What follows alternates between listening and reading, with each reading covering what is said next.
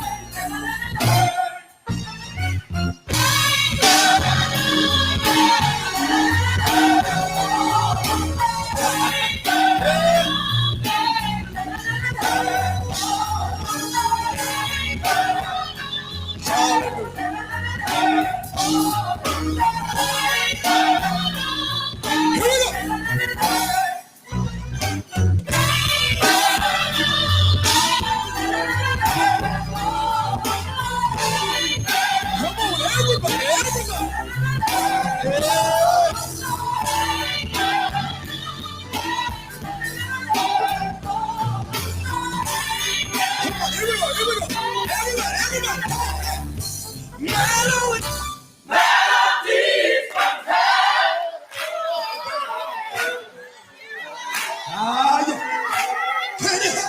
Can you help me say melodies? Melodies from heaven.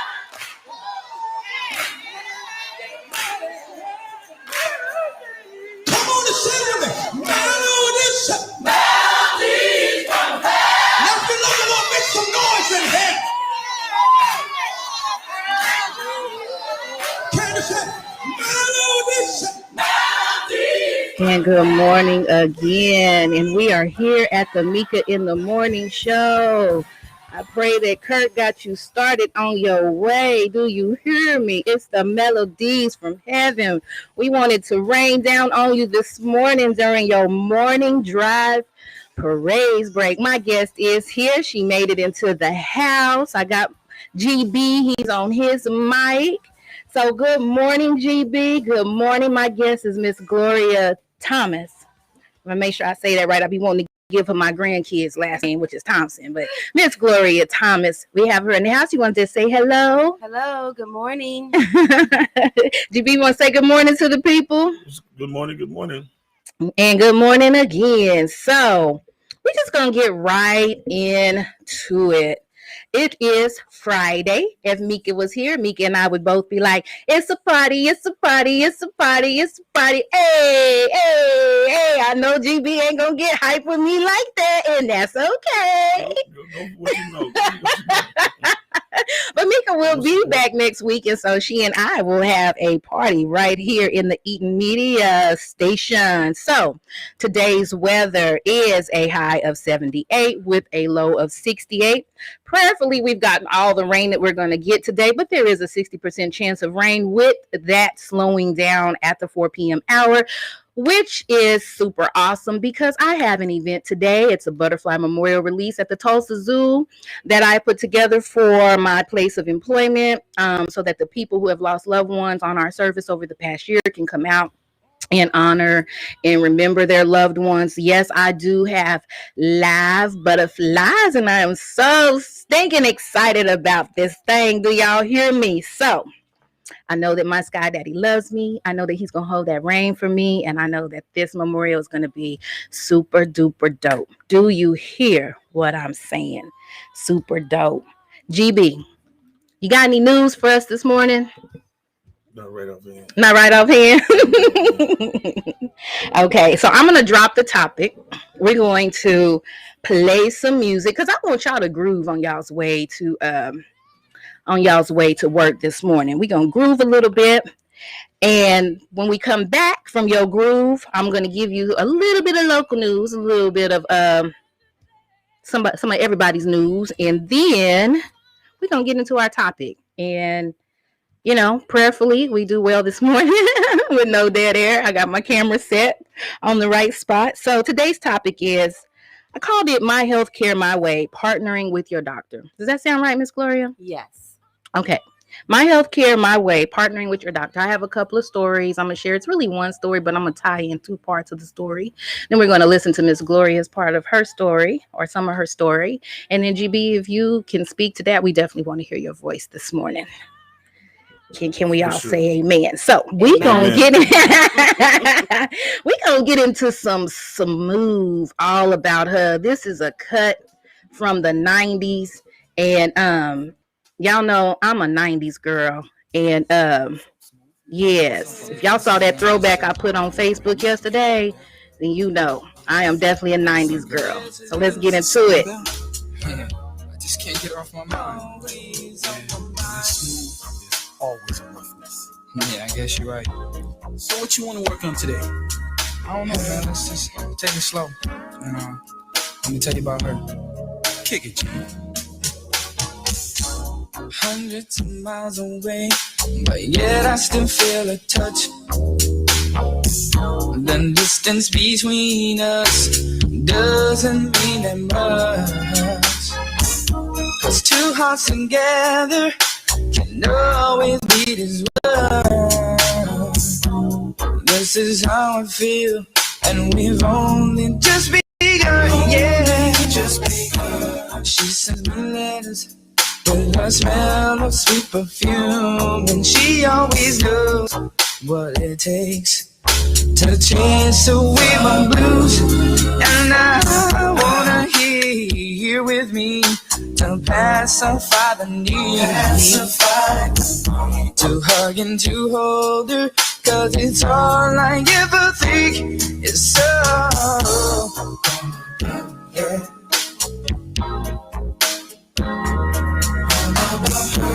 All about her.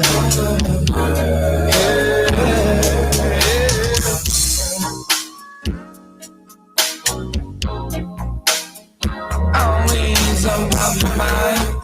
Yeah, she is. Yeah. Telephone rings, and hello says my southern belle from Baton Rouge. Oh, how I miss her, and time will only tell. As spring changes the colors to autumn leaves, a process to grow. She may not know how bright a love can be. Such a short time, she plays a big part in my life. I kept my heart hidden, but for her I'll make that sacrifice. She's done to me what no other one has done. No question about it, I know she's the one, she's the one. Yeah.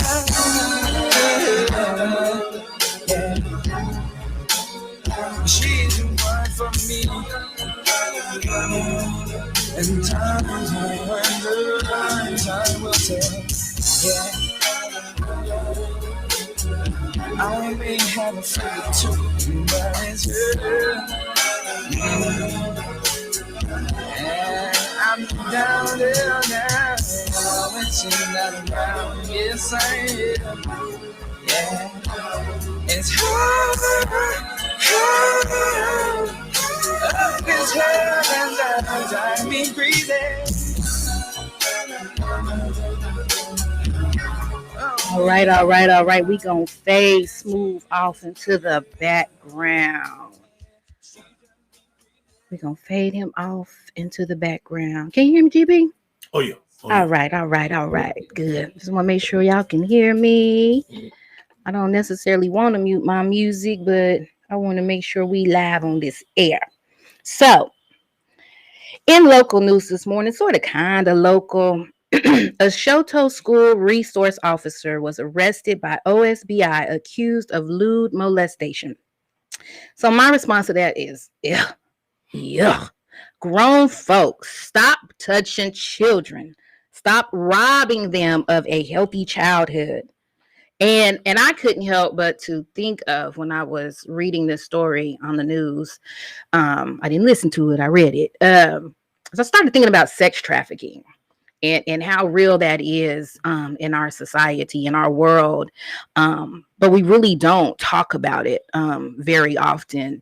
And there's a lot of things that we don't talk about often, right, in our lives and in our communities until something happens to us. But we do know that it's out there. We do know that it's happening. So I guess just in the interim, we can continue to, if you're a believer, continue to pray and hope for the best for our world as a whole, for our society as a whole. But grown folks, stop robbing these children of their childhood. It's absolutely horrible. And another thing that I wanted to touch on in the news today, I don't know how many of y'all care. I don't know how many of y'all follow. But you know, if D Real was here, he would keep it real no matter how we feel. So in the spirit of D Real, who's away celebrating his birthday week, I'm going to keep it real with y'all. After 11 days of conflict, a ceasefire has been reached between Israel and Palestine. But let's be real, this was not and is not just an 11-day conflict. This is something that has been going on since biblical days. This is something that has been going on since Jacob and Esau couldn't get it together and whose birthright was who and who stole whose birthright. I mean, this seriously goes back many years and decades and generations. And who knows how long it will continue to go on. But it just kind of blows my mind how a conflict of this caliber can continue, and a country, a nation, a people can't come together to agree to disagree, to share, if you will. So their fight is over a strip called Gaza there in Israel, and it's really not even a big strip of land. If I can give y'all just a little bit of education, it's almost the size of I believe in my research, Detroit or something like that. But whereas there's hundreds of thousands in one area here in America, there's millions in that one small area. So it's really overcrowded and overpopulated. And maybe that's where they're feeling their frustration, like a pack of roaches in the wall, like, get off of me. Somebody got to go. Somebody's got to go. So anyway, and those who are fighting, and I don't know if my enunciations are correct, but it's Hamas, and they're considered a terrorist group by the US, by the UK, and some other nations. And they are the largest Palestinian military group, and it was founded in 1987. So again, what's going on over there has been going on for generations, for decades, time after time, but we see how it kind of bleeds in and exudes into, future generations, right? And then also who's fighting is the IDF, which is the Israelite Defense Forces, and that includes their army, their navy, and their air force. And so what that kind of puts me in the mindset of, and you two are welcome to talk, is black on black crime and brown on brown crime. And it kind of goes back to what we were talking about on Wednesday, GB, like, as much as we would like to see black on black crime stop, it's a proximity issue, right? It's a proximity issue. Yeah. Right. So crime is real. Issues are real. No matter where you at. No matter where you're at, because there is a such thing as white on white crime. There is a such thing as Hispanic on Hispanic crime. It's all about proximity. Right. But man, I would just love to see in every community more peace than what looks like more hatred, more war. And maybe it is more peace. We just don't get to see it because maybe there are more good things happening in the world. Maybe there are more peaceful things happening in the world, and even in our own communities. We just don't see it as much because good things are not always glorified, so to speak. People want to glorify the ugly, the hate. Yes, that's just nonsense. So we are here at KBOB 89.9 FM radio right here in Tulsa, Oklahoma. You can catch us on KBOB899.com. You can catch us on KBOB 89.9 Facebook Live.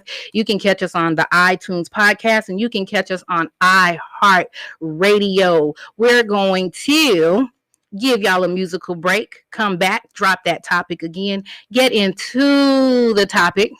GB, I need you to put your thinking cap on because we do want to hear from you this morning when we drop that topic. But I think me and Miss Gloria, we might have some things to say this morning. So, amen. we ready. We ready. Oh, and my music is ready. Hey, well, come on. It's the return of the Mac. We gonna play us some music. We gonna get into it, and we'll be right back.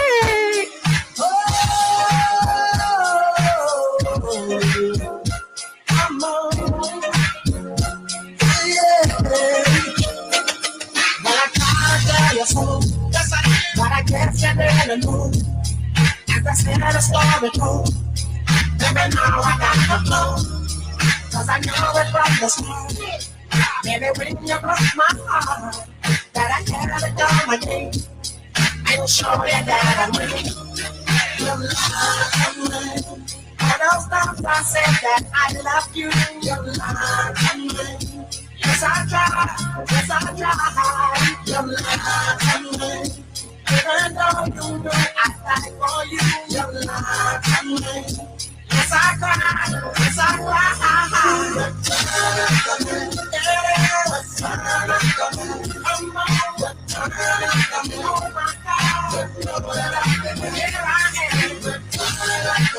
Once again, turn up the world. So I'm back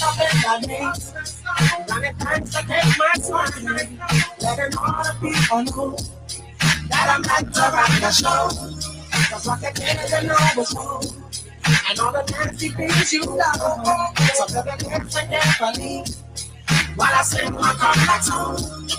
Your life and mine. She said she'd never turn on me. Your life and mine. But you did, but you did. Your life and mine. All this pain you said I never feel. Your life and mine. But I do. Let's turn up the moon. Let's turn up the moon. Hold on, let's turn up the moon. Here I go. Let's turn up the moon. A little girl, turn up the moon. What's my girl? Turn up the moon. Oh, let's go.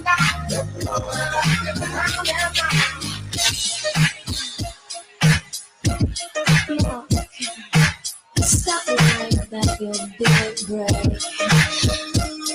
Your lies are mine. She said she'd never turn on me. Your lies are mine. But you did. Your lies are mine. All this pain you said I never feel. Your lies are mine. But I do. Turn up the moon.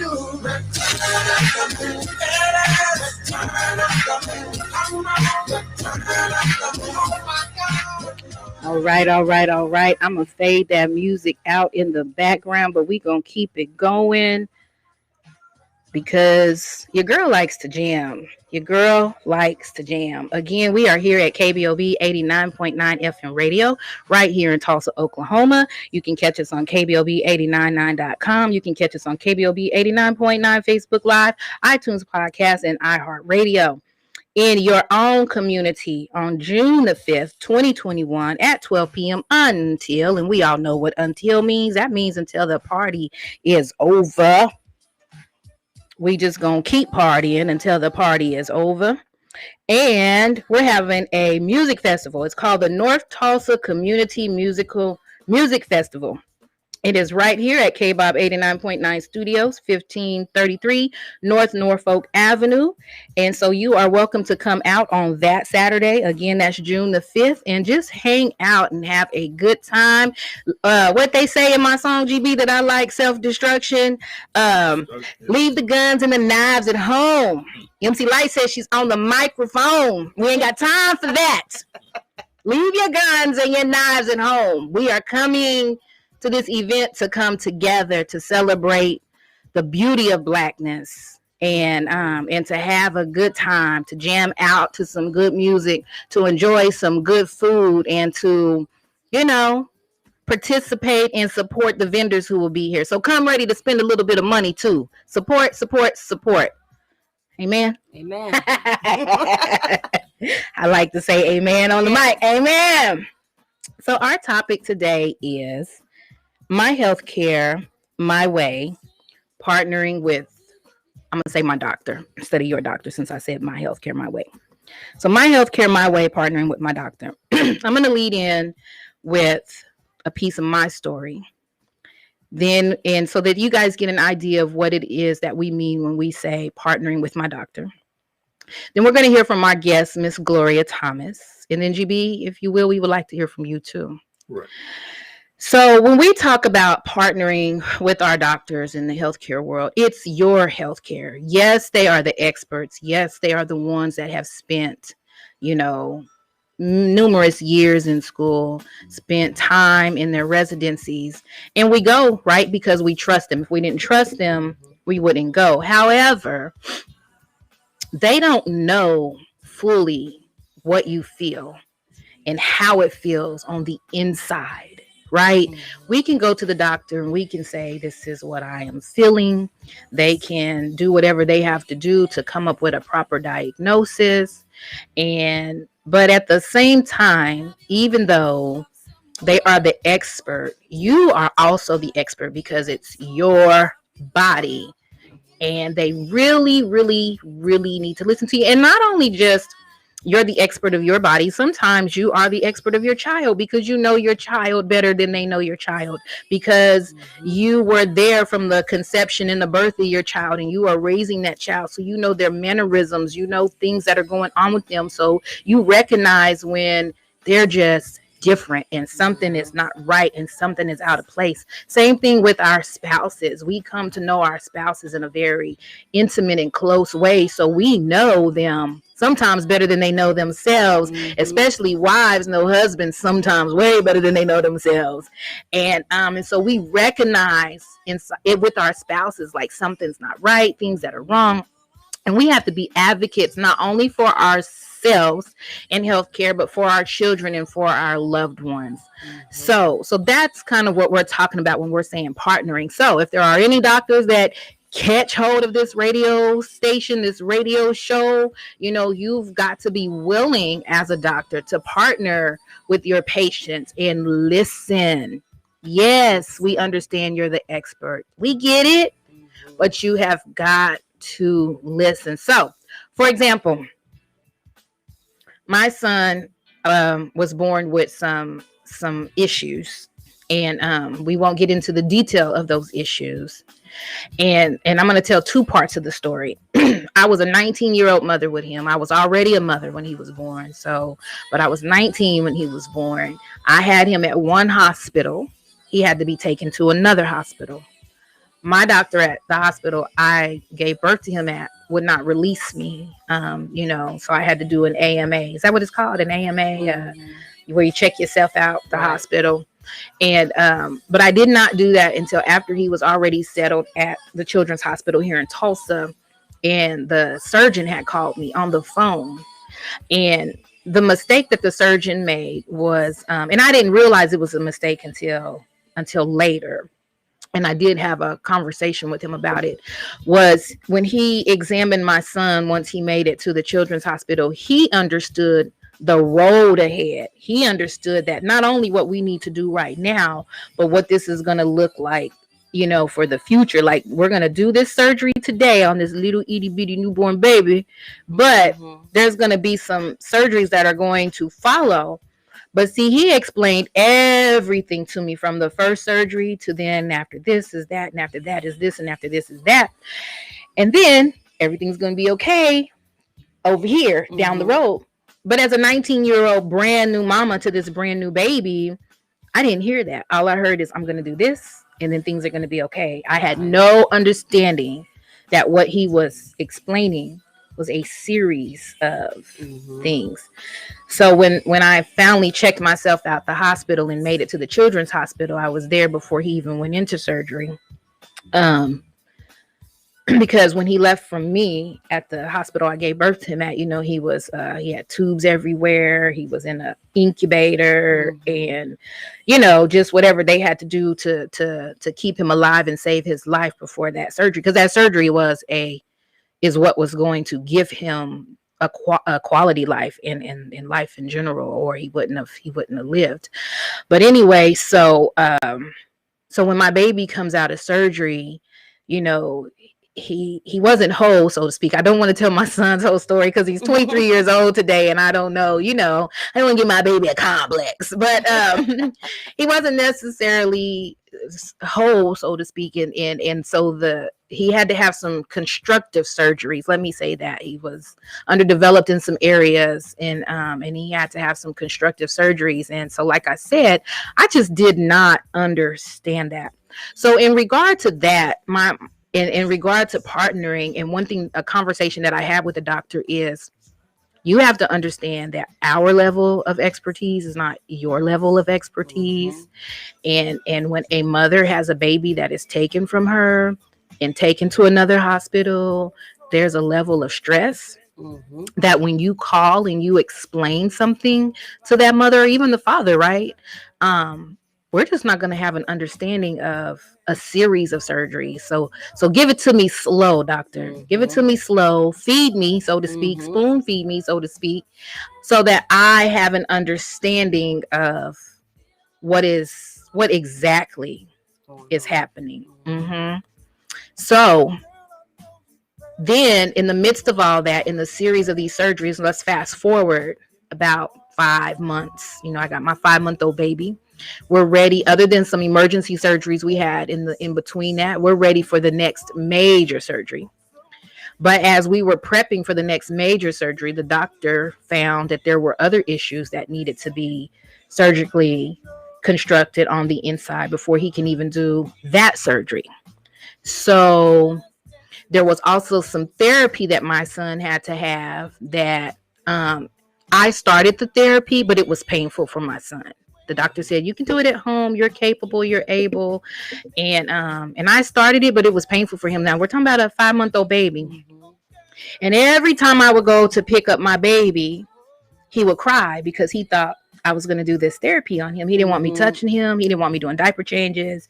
He started becoming fearful of me because he associated me with pain and not comfort. So I made it a doctor's appointment to go back to the doctor to say, hey, my baby needs a nurse at home, right? Because the doctor has to write the order for you to have a nurse at home. And I said, because my baby associates me with pain. And in this particular situation, my baby needs to associate me with comfort. Exactly. I need to be in love. Yes, I need to be the one who, when you, even though you're helping him, but you're hurting him, I need to be the one to be able to comfort him. When the nurse comes in, even though she's helping him, but it's hurting him, I need to be able to comfort him, not be the one he associates with pain. So the doctor told me he was not going to get me a nurse. And he told me that I was capable of doing it. And as I expressed to him, I'm fully aware I'm capable of doing it. I'm physically able, and I ain't even, mentally slow. But you don't want your baby to think you the boogeyman. Right, exactly. Right. And so, like GB said, I don't want my baby to think I'm the boogeyman. I don't want my baby to associate me in pain. So without this particular therapy, we could not move on to the next surgery. So I told the doctor, I said, that's okay. We don't have to have surgery, because at this point in life where he's at, he can actually live with where he's at without the next surgery. He would have to live with some of the things that were attached to him, so to speak, but he'd be all right. Or I'd go find me another doctor. So I left and went home. I'm sitting in the house one day. I decided to step outside. It was a lady outside looking around. I asked her, could I help her? She said she was looking for apartment 107. I said, that's me. DHS. He had called DHS on me. Perfectly fine. Because ladies, if you've ever had DHS called on you, I'm gonna just say, if possible, turn that thing around for your good. That was the best thing that he could have had ever done, was to call DHS on me. Because when the lady came in and I explained to her my side of the story, I don't know what she did, but when it was all said and done, he had to give me a nurse. So that was the best thing he could do for me. And then not only did he have to give me a nurse, but his medical supplies. I'm a young 19-year-old mother. I was in the military only part-time as an airman, so I wasn't making a lot of money, going to work once a month, but being home with my baby the other time, and barely doing that because I never just really liked to leave him. I told her about me paying out of pocket for his medical supplies, and she was like, no, you got Medicaid, it should be paid for. And I told her that the pharmacy told me that they would reimburse me once Medicaid paid. She said, that's not how that works. So she went to the pharmacy. Like, this lady coming into my life, this DHS lady coming into my life was the best thing that could have happened to me. Yes. Like, she got that pharmacy checked, and I wanted my monies back immediately. She got that pharmacy checked, but I still went ahead and decided to switch pharmacies because I didn't appreciate that they took advantage of my lack of knowledge. Right. And but we got the pharmacy checked. I didn't have to worry about medical supplies anymore. We got the doctor checked. I got me a nurse. So that's what I'm talking about when I say partnering. Doctors have got to partner with their people, and we have got to learn how to advocate for ourselves. So that's this topic today on the Mika in the Morning Show. My healthcare, my way, partnering with my doctor. We're going to listen to some of this music that's playing in the background, and then we're going to come back and we're going to hear from our guest, Miss Gloria Thomas. My passion's about to explode. Yeah, I can't escape it surrounding me. I'm caught in a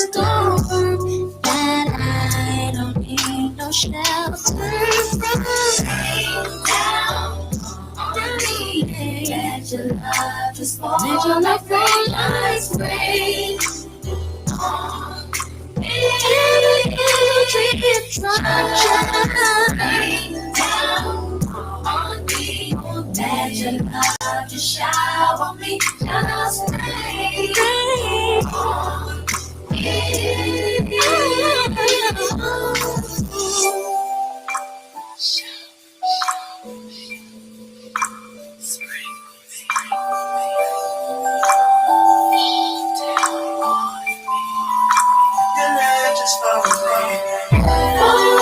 Fall down on me. Let it fall down on me. Just rain down on me. Chill me with your loving touch. Rain on me. I wanna feel your love is real, so rain down on me. Rain on me. Oh, baby, rain down on me. Let your love just fall like rain, just rain on me. Every little drip, just rain down on me. Let your love just shower on me, just rain on me. Sometimes it's all that the mistake rain.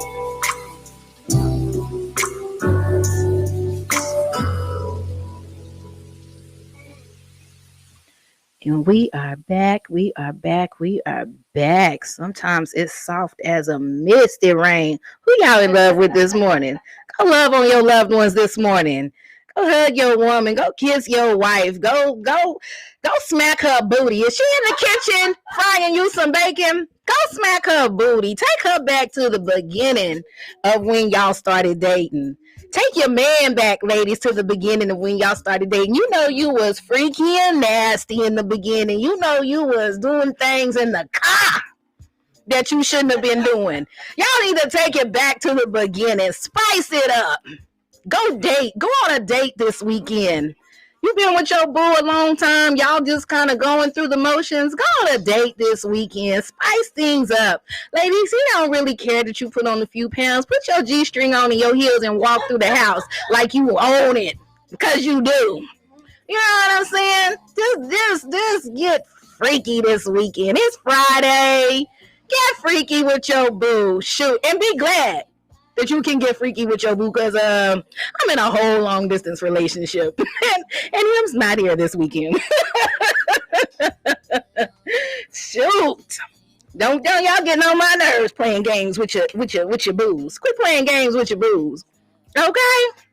So, Miss Gloria Thomas, if you can, tell a little bit of your story about why you feel like it's important to partner with your doctor, some experiences that you may have had. Just be mindful of not to use names. I know sometimes when we're talking it's kind of hard, but just kind of be mindful of not to use names and go. Okay, well, for me, it's just like she's been saying, to be an advocate.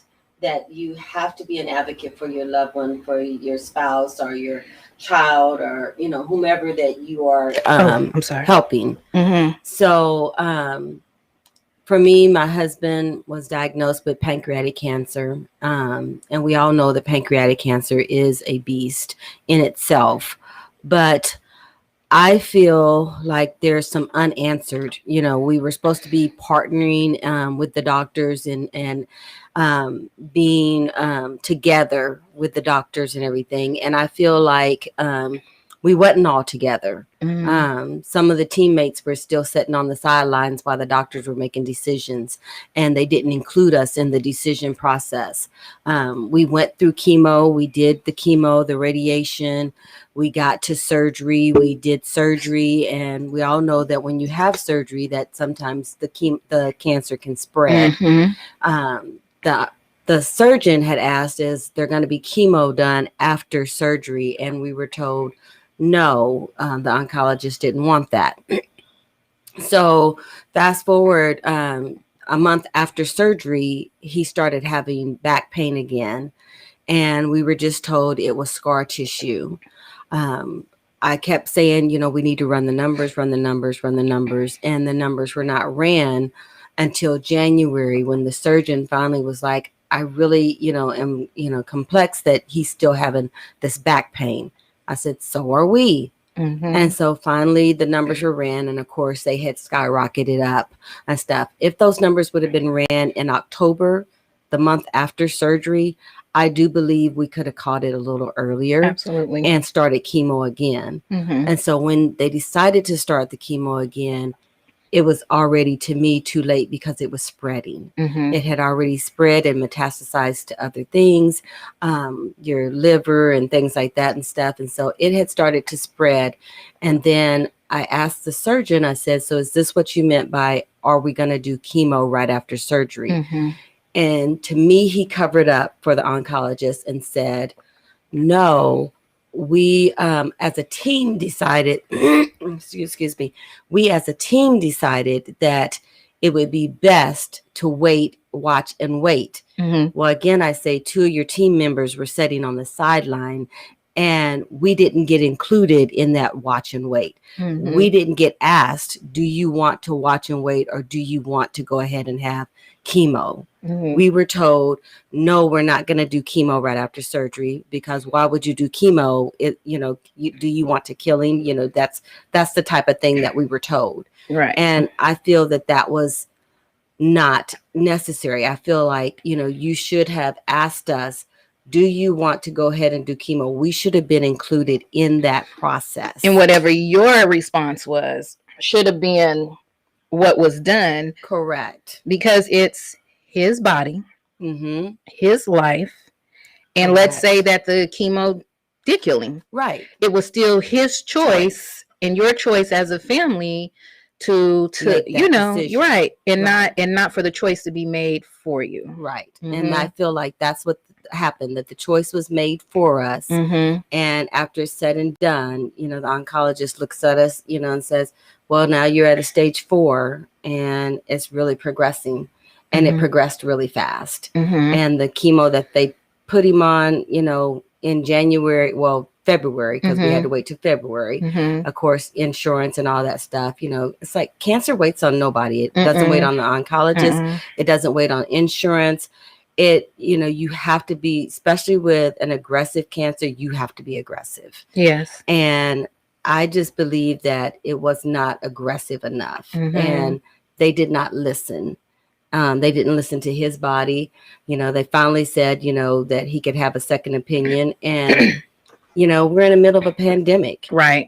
So then the second opinion, just got, pushed to the Kind of side. pushed to the side. Mm-hmm. We can do a peer-to-peer. Peer-to-peer, you're not really physically seeing him. Right. You don't know what's really going on with him. You're just reviewing charts. Right. And you're still not listening to the patient. You're still not listening to the patient's wife. Right. Mm-hmm. So you're just looking at things, and then you're just like, okay, yeah, you're doing it right. Mm-hmm. We feel like you're on the right track and stuff. I'm like, no, Right. that's so just not fair. And like you said, it's a team. It's not just Mhm. the peer-to-peer is not the team. Right. This is my healthcare, Mm-hmm. and I need to be a part of what's being said, what's being done, and the decisions that are being made. Right. Because let's reverse that. Let's say that the doctors did feel like let's start chemo immediately, but you guys felt like no, Mhm. we don't want to do that. It's still on the flip side, right? So so either which way it went, Mhm. they should have been willing and open to listen and include. Mhm. And Like you said, listen to your patient. He was in a lot of pain. Don't send him to pain management and say, let's try to manage the pain this Mhm. way and stuff. Listen to him. He's in a lot of pain. He's Mhm. still in pain. Don't just say it's scar tissue. Exactly. You just kept saying it's scar Mhm. tissue, it's scar tissue. And no, that's not what it was. And Mhm. you didn't listen. You didn't really, you failed him to Right. me, Right. because you Right. didn't listen to what he was saying and the Right. pain that he was in. And and that was so unfortunate and very unfair for the Mhm. doctors to just keep saying it's scar tissue, go to pain management. Mhm. Now we're spending money on pain management that we really don't need Right. to be spending money on. Right. For them to be poking and prodding at him, or, well, let's send him physical therapy. Well, why are we going to send him to physical therapy? He just had surgery. Right.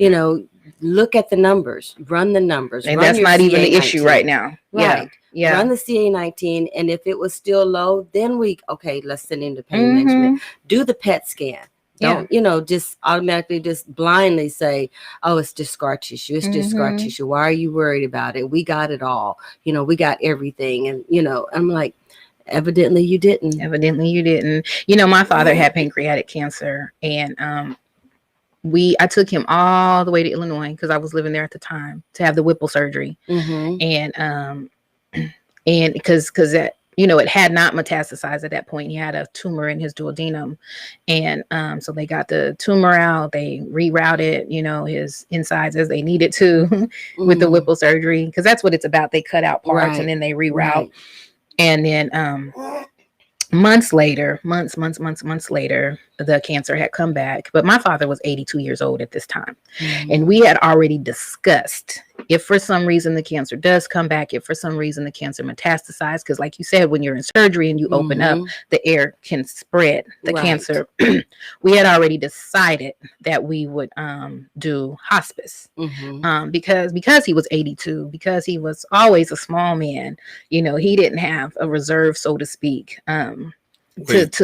Right, because it does sometimes, in many cases, when you have a hospice case, when you have reserve, so to speak, that your body can live off of what's already there. And so he was just always a small man, and then I did not want to see my father suffering through chemo and things like that, and and he didn't want that either. So anywho, so we go to I come into town one day where he lived. He's got a ascites out of this world. He doesn't know what it is, and and so I'm like, Dad, how long has your belly been like this? And he's like, 2 weeks. And I'm like, why didn't you call me? And he was like, because I knew you were coming, because I had to come in for work. And I was like, let's go to the emergency room.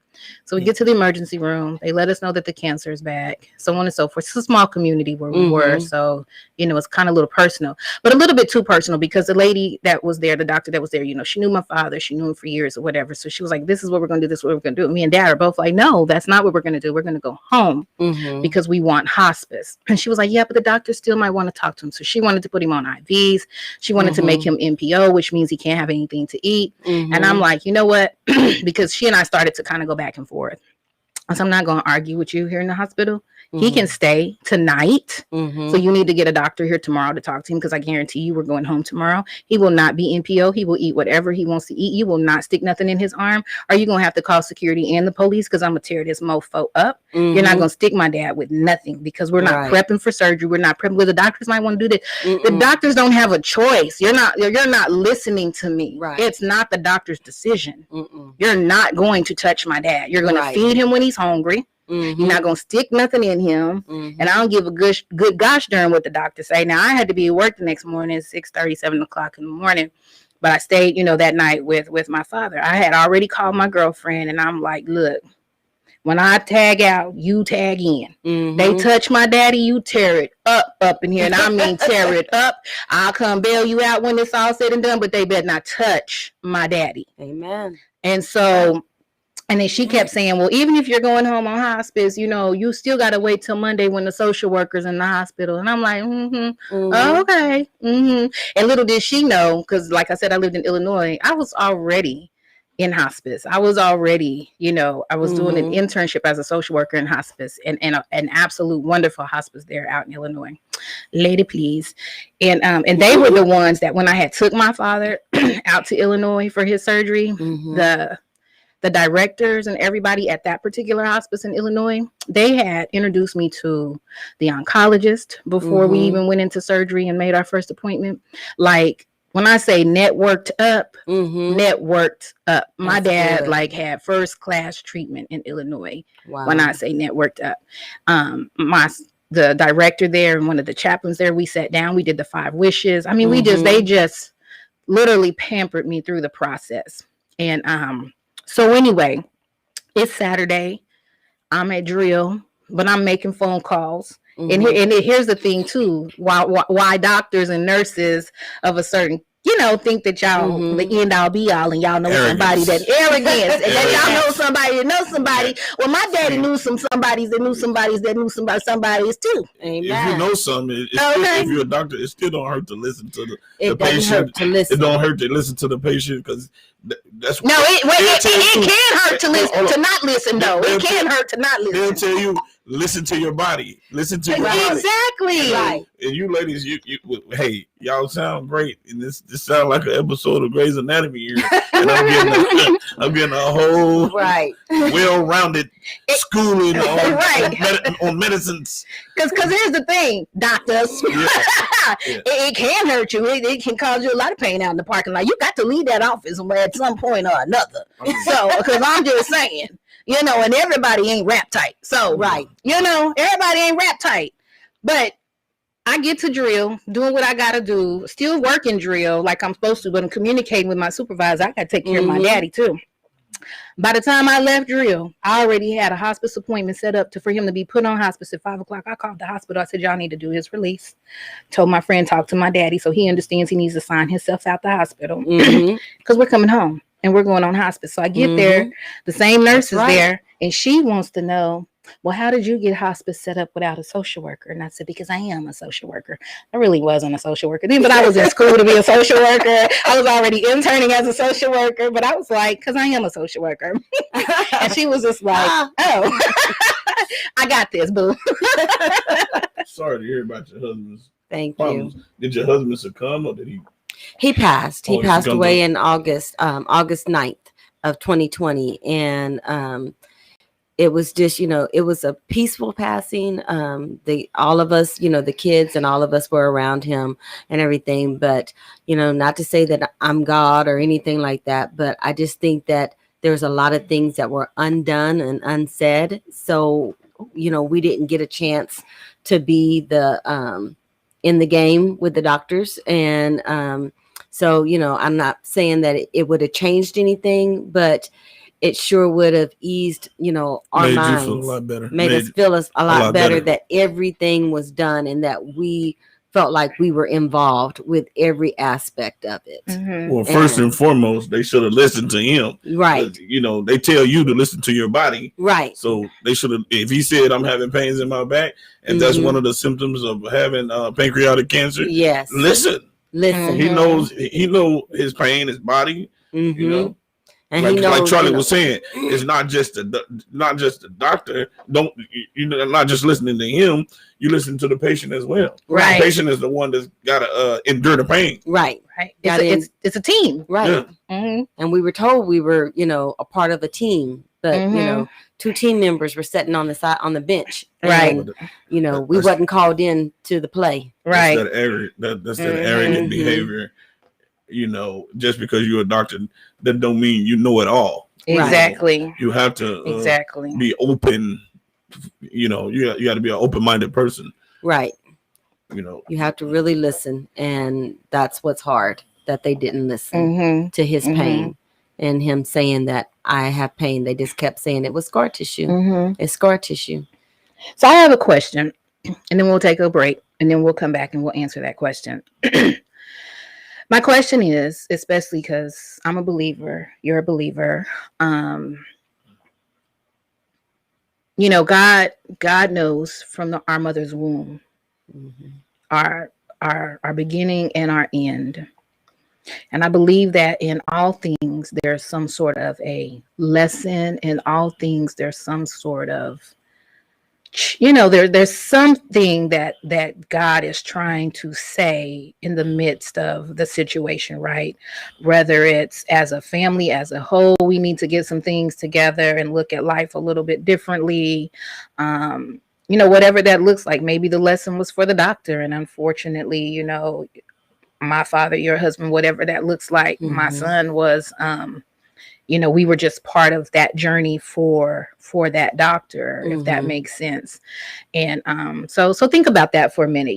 Is on the other side of things, can we just believe that it was a part of God's plan from the beginning, right? Because again, he knows our beginning and he knows our ends. And could we look at it that way, even just for a peace of mind or a sense of comfort, so to speak? Because two choices do play, right? Because we are free will creatures, but kind of said that to the side. And because I want to look at it from more of a positive angle, if that makes sense. So we're gonna take a quick break, get into some of this music, and we'll be right back.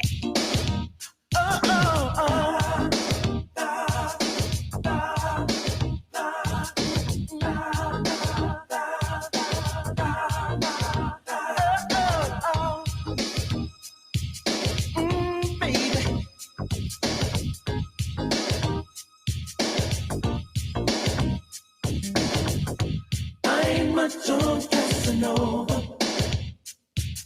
Me and Romeo ain't never been friends. Can't you see how much I really love you? Gonna sing it to you time and time again. Oh, Casanova, Casanova.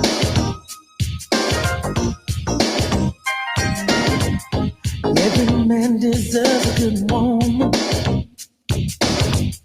and I want you to be my wife. Time is so much better spent, baby, with a woman just like you in my life. So let me love you, fill you up inside. I want to hold you, baby. So let me squeeze you. Don't you know that I'll get down on my knees for you, baby? You see, I ain't much on Casanova. Me and Romeo ain't never been friends. Can't you see how much I really love you? Gonna sing it to you time and time again. Oh, Casanova, Casanova, oh, Casanova, Casanova.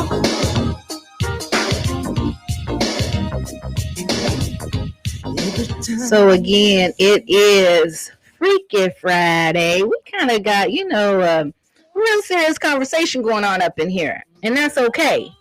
But I just don't want y'all to forget this Freaky Friday, and we moving on into this weekend, ladies. Set your attitude to the side this weekend. Cook that man some food. Give him some good lovings, and then I need you to receive it, okay? Receive it. If y'all in a little tizzy or a little argument and you like, don't touch me, I'm that, we ain't talking, you need to set that aside on this Freaking Friday and let some stuff slide and ride, okay? And to this weekend is all about the love. This weekend is all about the love with no excuses. We're going to do some forgiving, and we're going to do some loving, okay? We're going to do some forgiving, and we're going to do some loving. Do y'all hear me? So, we left with, what if it's all God's plan? He knows our beginning, and he knows our end. And if for nothing else, for your peace of mind and for some comfort, can you just trust that it was God's plan? Whether it's for you and your family to learn a lesson from it, whether it's for the doctor to learn a lesson from it, and you were just part of that plan. or all the above? What do you think? Mm-hmm. I think I can because of my faith. To know that, God has a plan for each and every one of us. And a friend of mine told me a long time ago, she told me after my husband passed, because she had lost her husband too. And she just told me that God is in the details. And so I just continue to say that daily, that God is in the details. He's in the details of everything that goes on in and through our lives.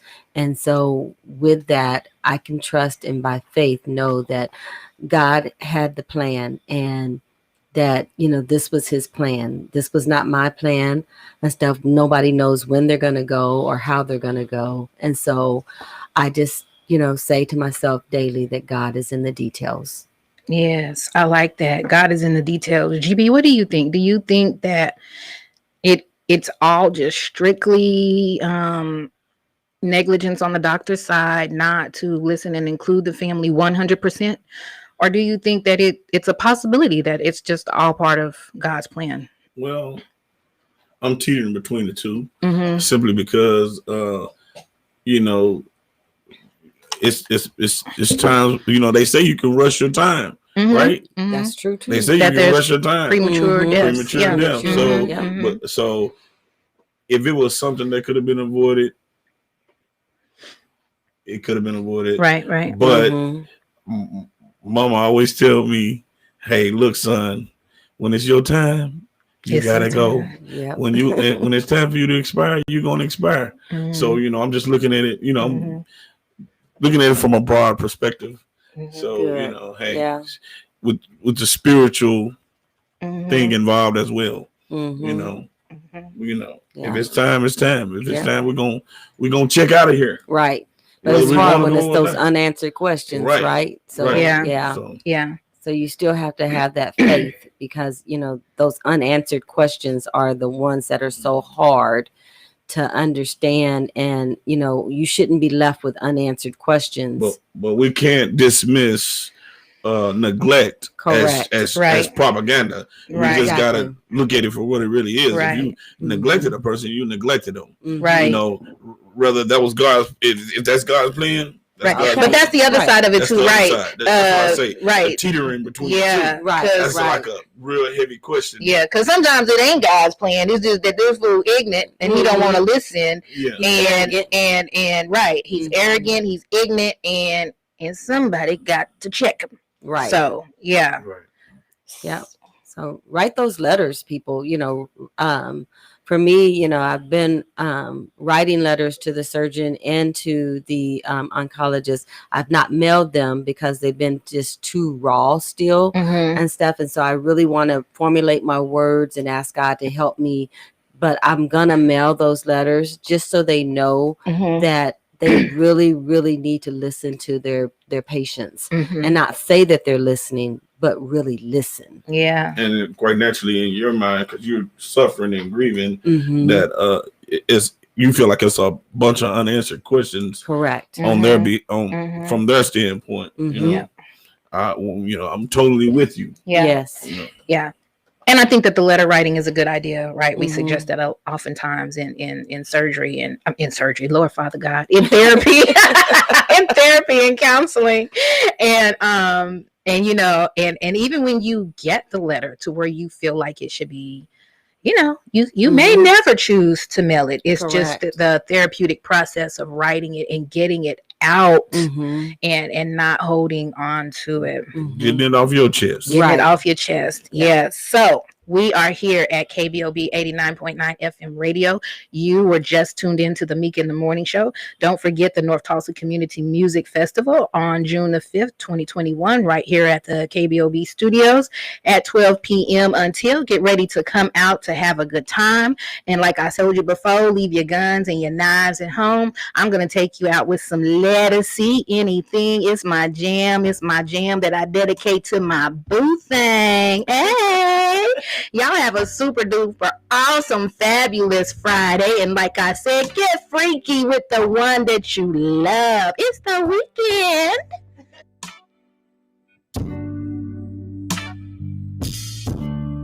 If God took me away today. I pray I did everything I could to honor you. And when I open my eyes, there's joy each day. What a blessing, I'm waking up next to you.